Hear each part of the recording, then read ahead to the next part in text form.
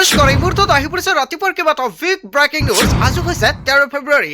আজিৰ পৰা ৰাজ্যত আৰম্ভ হৈছে নতুন আঁচনি। মহিলা আৰু পুৰুষ সকলোৱে একাউণ্টত সোমাব 15,000 কোটি টকা। প্ৰধানমন্ত্ৰী মোদীয়ে এই টকা প্ৰদান কৰিব আপোনালোকৰ বেংক একাউণ্টত। অৰুণোদয়ৰ প্ৰতিজন হিতাধিকাৰীৰ বেংক একাউণ্টত মুখ্যমন্ত্ৰী ডক্টৰ হিমন্ত বিশ্ব শৰ্মাই প্ৰদান কৰিব 8,000 কোটি টকা। অতি শীঘ্ৰে কৰিব লাগিব তিনিটা গুৰুত্বপূৰ্ণ কাম। PM কিষাণৰ প্ৰতিজন হিতাধিকাৰীৰ বেংক একাউণ্টত 6,000 টকা প্ৰদান কৰা হ'ব। PM কিষাণৰ 22 নং কিস্তিক লৈ কেন্দ্ৰীয় চৰকাৰৰ ফালৰ পৰা ডাঙৰ সিদ্ধান্ত গ্ৰহণ কৰিছে। আপুনি চৰকাৰী ঘৰৰ বাবে জিঅ' ৰেকিং কৰিছে নেকি? চৰকাৰী ঘৰৰ প্ৰথম কিস্তি টকা সোমাব আপোনালোকৰ বেংক একাউণ্টত। ৰেচন কাৰ্ডৰ কেইবাটাও নতুন নিয়ম সলনি হৈছে, নাজানিলে বিপদ। লগতে কেইবাটাও ৰাজনৈতিক খবৰৰ লগতে অৰাজনৈতিক খবৰ যুগুত কৰা হৈছে আজিৰ দিনটোত। গোটেই অসম তথা ভাৰতৰ বিভিন্ন প্ৰান্তৰ পৰা যুগুত হৈছে কেইবাটাও ডাঙৰ খবৰ। এনেবোৰ খবৰ দিতেও পাই থাকিবলৈ চেনেলটি ছাবস্ক্ৰাইব কৰি ভিডিঅ'ত এটা লাইক কৰিবলৈ নাপাহৰিব। আজিৰ আমাৰ প্ৰথম খুবেই গুৰুত্বপূৰ্ণ খবৰ হৈছে অসমবাসীৰ বাবে এটা ডাঙৰ খবৰ। লাখ লাখ যুৱক যুৱতীৰ বাবে আহি গ'ল ফল খবৰ। PM বিশ্বকৰ্মা আঁচনিত আপুনি আবেদন কৰিছে নেকি? তেন্তে আপোনাৰ বাবে অত্যন্ত ভাল খবৰ আহি পৰিছে। যিসকলে আবেদন কৰে অতি শীঘ্ৰে আবেদন কৰক। কেনেকৈ আবেদন কৰিব, কি কি নথি পত্ৰ লাগিব নিশ্চয় সম্পূৰ্ণকৈ জানিব পাৰিব। আবেদনকাৰীসকলৰ বাবে ভাল খবৰ দিছে কেন্দ্ৰীয় চৰকাৰে। শীঘ্ৰে আবেদনকাৰীসকলে লাভ কৰিব চৰকাৰী টকা। 3টা পৰ্যায়ৰ পৰীক্ষাৰ পিছতে বাছনি কৰা হৈছে হিতাধিকাৰী। সমগ্ৰ দেশতে 25.8 নিযুত যুৱক যুৱতীয়ে কৰিছিল আবেদন আৰু ইয়াৰে 2.37 নিযুত আবেদনকাৰীয়ে 3 ষ্টেপ ভেৰিফিকেশ্যন সফলতাৰে সম্পন্ন কৰিছে। এই আঁচনিৰ জৰিয়তে প্ৰতিগৰাকী হিতাধিকাৰী লাভ কৰিব 15,000 কোটি টকা।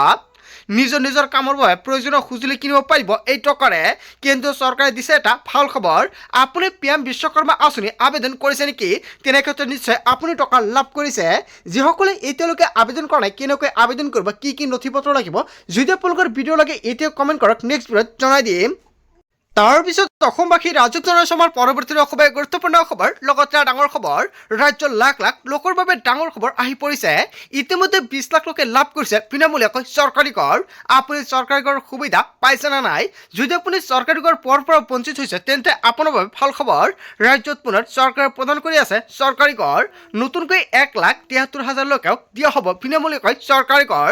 প্ৰধানমন্ত্ৰী আৱাস যোজনাৰ অধীনত লাভ কৰিব এইসমূহ চৰকাৰী ঘৰ।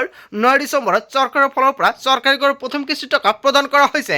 আপোনাৰ একাউণ্টত দ্বিতীয় কিস্তি টকা সোমাল নে? যদি আপুনি চৰকাৰী ঘৰৰ দ্বিতীয় কিস্তি টকা পোৱা নাই এতিয়াই কমেণ্ট কৰক। ইতিমধ্যে এই নতুন ঘৰৰ বাবে সকলো প্ৰক্ৰিয়া সম্পূৰ্ণ হৈছে। 7 লাখ লোকে নতুনকৈ লাভ কৰিব পকী ঘৰ। প্ৰধানমন্ত্ৰী আৱাস যোজনাৰ লগতে মুখ্যমন্ত্ৰী আৱাস যোজনাৰ অধীনত লাভ কৰিব পকী ঘৰ। মুখ্যমন্ত্ৰী ডক্টৰ হিমন্ত বিশ্ব শৰ্মাই শীঘ্ৰে মুখ্যমন্ত্ৰী আৱাস যোজনাৰ অধীনত নিৰ্মাণ কৰা হ'ব বিনামূলীয়াকৈ পকী ঘৰ। কোনো মানুহে যাতে কেঁচা ঘৰত থাকিব নালাগে সেয়া সুনিশ্চিত কৰিছে চৰকাৰে। মন্ত্ৰী ৰঞ্জিত কুমাৰ দাসে কৰিছে বৃহৎ ঘোষণা। আপুনি চৰকাৰী ঘৰৰ বাবে জিঅ' ৰেকিং কৰিছে নেকি? অতি শীঘ্ৰে জিঅ' ৰেকিং কৰা চৰকাৰী ঘৰৰ টকা সোমাব। যিসকলে প্ৰধানমন্ত্ৰী আৱাস যোজনাৰ বাবে আবেদন কৰিছিলে চৰকাৰী ঘৰৰ প্ৰথম কিস্তি টকা সোমাই গৈছে আৰু দ্বিতীয় কিস্তিক লৈ সকলোৱে ৱেইট কৰি আছে। কেতিয়া দ্বিতীয় কিস্তি টকা সোমাব আপোনালোকৰ বেংক একাউণ্টত নিশ্চয় নেক্সট ভিডিঅ'ত জনাই দিম। যদি আপুনি চৰকাৰী ঘৰৰ বাবে জিঅ' ৰেকিং চৰকাৰৰ ফালৰ পৰা নতুনকৈ ভেৰিফিকেশ্যন আৰম্ভ কৰিছে। ভেৰিফিকেশ্যন হোৱাৰ পিছতে আপোনাৰ একাউণ্টত সোমাব চৰকাৰী ঘৰ টকা। তাৰপিছত অসমবাসী ৰাজক জনাইছো আমাৰ পৰৱৰ্তী খুবেই গুৰুত্বপূৰ্ণ খবৰ। লগতে ডাঙৰ খবৰ, ৰাজ্যৰ মহিলাসকলক স্বাৱলম্বী কৰি তুলিবলৈ 5খন অভিলাষী আঁচনি ঘোষণা কৰিছে চৰকাৰৰ ফালৰ পৰা। শিপিনীৰ পৰা আৰম্ভ কৰি হস্তশিল্পৰ লগত জড়িত মহিলা, টেইলিঙৰ লগত জড়িত মহিলাৰ বাবে এই আঁচনি ঘোষণা কৰিছে। কন্যা শিশুৰ ভৱিষ্যত শৈক্ষিক জীৱন সুৰক্ষিত কৰিবলৈ আছে বহুতো সুবিধা। স্বনিৰ্ভৰ নাৰী আঁচনি, সুকন্যা সমৃদ্ধি যোজনা, বিনামূলীয়া চিলাই মেচিন আঁচনি, অসম অৰুণোদয় আঁচনি আৰু প্ৰধানমন্ত্ৰী উজ্জ্বলা যোজনা। এই 5 আঁচনিৰ জৰিয়তে সামৰি লোৱা হয় যোগ্য হিতাধিকাৰীসকলক।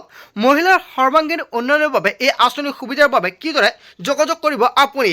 হস্ততাঁত শিল্পৰ জড়িত মহিলাসকলে লাভ কৰিব স্বনিৰ্ভৰ নাৰী আঁচনিৰ সুবিধা আৰু তাঁতশালত উৎপাদিত সামগ্ৰী বিক্ৰীৰ সুবিধা কৰি দিব এই আঁচনিৰ জৰিয়তে।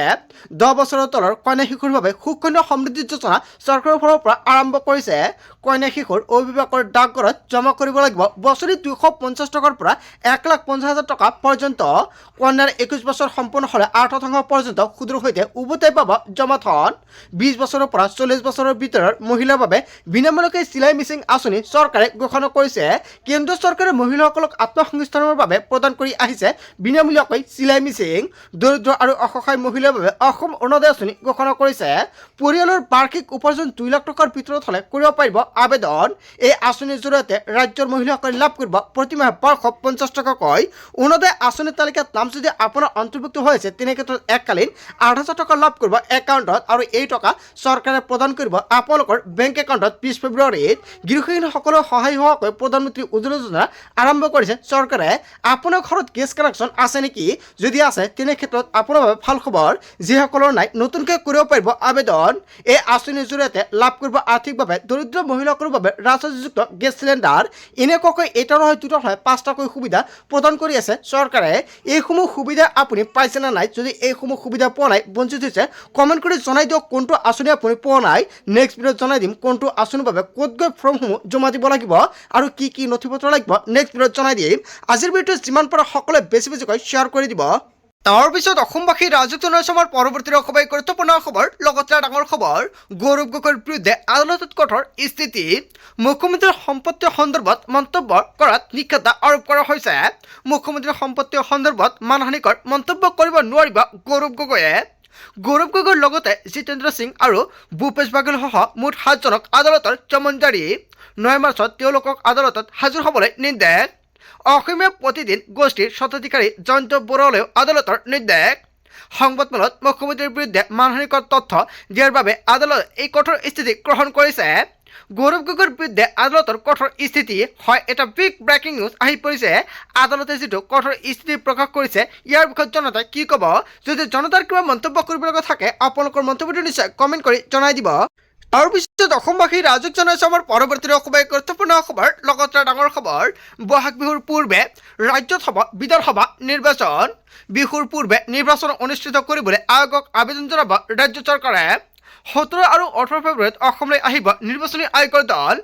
সকলো ৰাজনৈতিক দলৰ সৈতে মিলিত হ'ব নিৰ্বাচনী আয়োগ। নিৰ্বাচন অনুষ্ঠিত কৰাৰ সন্দৰ্ভত সিদ্ধান্ত ল'ব আয়োগে। নলবাৰীত ডাঙৰ ঘোষণা কৰিছে মুখ্যমন্ত্ৰী ডক্টৰ হিমন্ত বিশ্ব শৰ্মাই। তাৰপিছত অসমবাসী ৰাজুক জনসভাৰ পৰৱৰ্তী অসভাই গুৰুত্বপূৰ্ণ খবৰ, লগতে ডাঙৰ খবৰ, যিকোনো মুহূৰ্ততে গ্ৰেপ্তাৰ হ'ব পাৰে বিধায়ক অখিল গগৈ। অখিল গগৈৰ বিৰুদ্ধে আকৌ ৰাষ্ট্ৰদ্ৰোহৰ গোচৰ। পিছত অসমবাসী ৰাজুক জনসভাৰ পৰৱৰ্তী অসভাই গুৰুত্বপূৰ্ণ খবৰ, লগতে ডাঙৰ খবৰ, যিকোনো মুহূৰ্ততে গ্ৰেপ্তাৰ হ'ব পাৰে বিধায়ক অখিল গগৈ। অখিল গগৈৰ বিৰুদ্ধে আকৌ ৰাষ্ট্ৰদ্ৰোহৰ গোচৰ। নদীবান্ধা আন্দোলনলৈকে ৰাষ্ট্ৰদ্ৰোহৰ গোচৰ অখিল গগৈৰ বিৰুদ্ধে। লখিমপুৰত ৰাষ্ট্ৰদ্ৰোহৰ গোচৰ অখিল গগৈৰ বিৰুদ্ধে। GR 81/20 নম্বৰত ৰুজু হৈছে গোচৰ। যিকোনো মুহূৰ্ততে গ্ৰেপ্তাৰ হ'ব পাৰে বিধায়ক অখিল গগৈ। তাৰপিছত অসমবাসী ৰাজুক জনসভাৰ পৰৱৰ্তী অসভাই গুৰুত্বপূৰ্ণ খবৰ, লগতে ডাঙৰ খবৰ, ভোটাৰ তালিকাৰ পৰা কৰ্তন হৈছে লাখ লাখ লোকৰ নাম। লাখ লাখ সন্দেহজনক লোকৰ নাম কৰ্তন হৈছে তালিকাৰ পৰা। ইয়াৰ মাত্ৰ আৰম্ভণিহে SIR হ'লে আৰু নাম কৰ্তন হ'ব। SIRৰ সময়ত বহু অভিযোগ উত্থাপন হৈছিল। অভিযোগৰ পিছতে ভোটাৰ লিষ্টৰ পৰা বহু মানুহৰ নাম কটা গৈছে।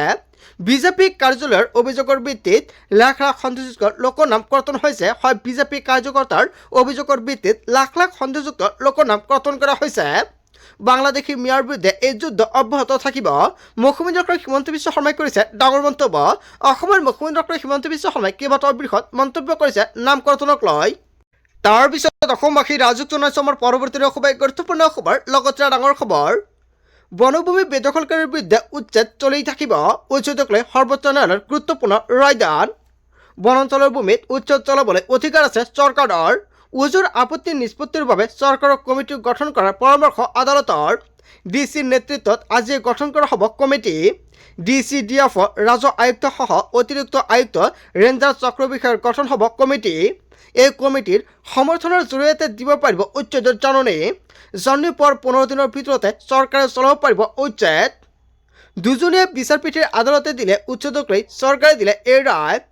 গাঁও পঞ্চায়তৰ অন্তৰ্ভুক্ত হ'লেও চলি থাকিব উচ্ছেদ। খিলঞ্জীয়া লোকক ফৰেষ্ট আইনৰ জৰিয়তে দিয়া হ'ব ভূমিৰ অধিকাৰ। বনভূমিত বেদখলকাৰীৰ বিৰুদ্ধে উচ্ছেদ চলি থাকিব। মুখ্যমন্ত্ৰী ডক্টৰ হিমন্ত বিশ্ব শৰ্মা চৰকাৰৰ বৃহৎ সিদ্ধান্ত। তাৰপিছত অসমবাসী ৰাজুক জনসভাৰ পৰৱৰ্তী অসভাই গুৰুত্বপূৰ্ণ খবৰ, লগতে ডাঙৰ খবৰ, PM কিষাণৰ 22 নং কিস্তিক লৈ আহি গ'ল বিগ আপডেট। আজিয়ে পৰীক্ষা কৰক PM কিষাণৰ অফিচিয়েল ৱেবছাইট। দেশৰ কোটি কোটি কৃষকক অপেক্ষাত PM কিষাণৰ 22 নং কিস্তিৰ বাবে। সকলো কৃষকে ৱেইট কৰি আছে PM কিষাণৰ 22 নং কিস্তিক লৈ। ফেব্ৰুৱাৰী আৰু মাৰ্চ মাহৰ ভিতৰতে লাভ কৰিব পাৰে PM কিষাণৰ 22 নং কিস্তিৰ ধনৰাশি। ধন মুকলিৰ পূৰ্বে জানি লওক বহুকেইটা গুৰুত্বপূৰ্ণ নিয়ম, অন্যথা বঞ্চিত হ'ব ধন লাভৰ পৰা। কৃষকৰ আদৰৰ সৈতে EKYC আপডেট বাধ্যতামূলক। PM কিষাণৰ পৰ্টেলৰ জৰিয়তে কৰিব লাগিব EKYC আপডেট। অথবা আজি যাওক আপোনাৰ সমীপৰ CSC কেন্দ্ৰলৈ। আপোনাৰ বেংক একাউণ্টটো আধাৰৰ সৈতে সংযোগ হৈ থাকিব লাগিব। আপোনাৰ মাটিৰ তথ্য পৰ্টেলত সঠিকভাৱে অন্তৰ্ভুক্ত থাকিব লাগিব। ফাৰ্মাৰ আইডিও বাধ্যতামূলক প্ৰতিগৰাকী কৃষকৰ বাবে। সকলো কৰাৰ পিছত জানি লওক এইবাৰ আপুনি ধন পাবনে। প্ৰথমতে যাওক অফিচিয়েল ৱেবছাইট pmkisan.gov.in লৈ নো ইউৰ ষ্টেটাছত বিকল্প আপুনি ক্লিক কৰক। আপোনাৰ পঞ্জীয়ন নম্বৰ আৰু মোবাইল নম্বৰ দি তালিকাত চাব পাৰিব আপোনাৰ যোগ্যতা।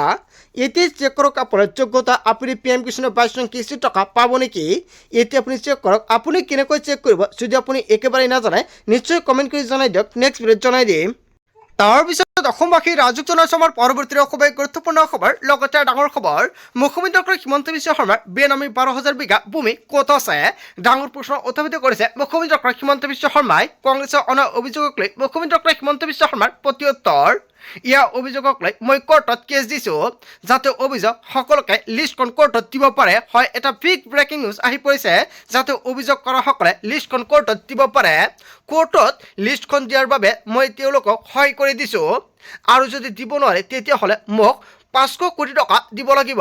মুখ্যমন্ত্ৰীৰ বিৰুদ্ধে অনা অভিযোগ প্ৰমাণ কৰাৰ বাবে চেলেঞ্জ মুখ্যমন্ত্ৰী ডক্টৰ হিমন্ত বিশ্ব শৰ্মাৰ।